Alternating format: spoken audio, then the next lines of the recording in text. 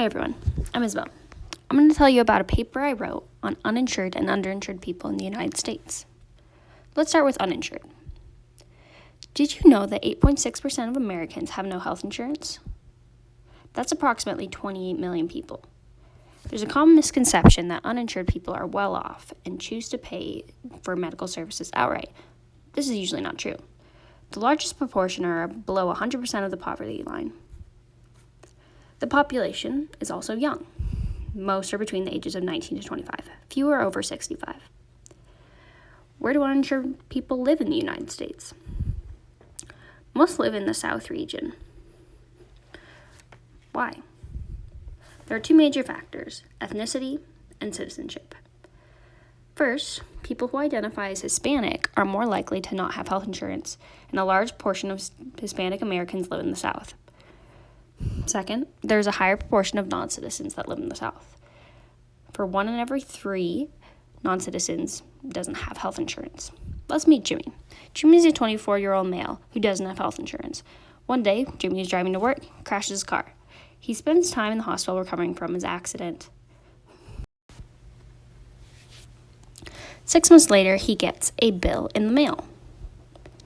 Jimmy can't afford these bills. What is he to do? Don't worry, we'll come back. But first, we're going to talk about underinsured people. There are 3 possible ways to be underinsured. It's when out-of-pocket expenses are equal to or greater than 10% of your annual income, or when they're greater than 5% for households under 200% of the federal poverty line, or when your deductible is greater than 5% of your income.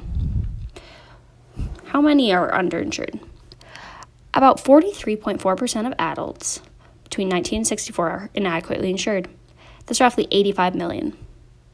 Why is this a problem?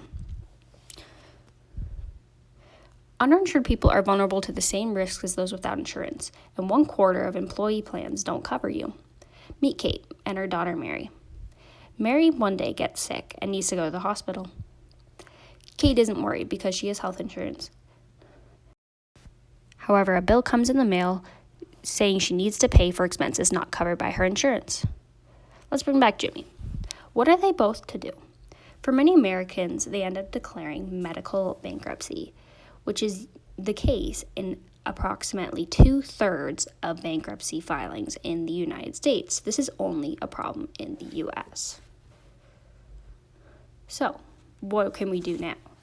There's no simple solution, but both patients and providers need to be aware of costs. We need to break them down. Lower fees when possible, and set up payment plans. But most importantly, be patient. Thanks for tuning in.